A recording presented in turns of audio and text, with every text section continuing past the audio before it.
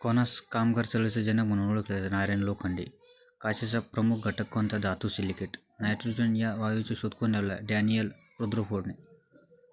मेंदूतील ट्यूमरचे निदान करण्यासाठी कोणते किरणोत्सर्गी समस्थानिक वापरले जातात? तर आयोडीन 131. हेरंबा म्हणजे गणपती. हेरंबा म्हणजे गणपती. परसातील भाजी. सहज प्राप्त वस्तू.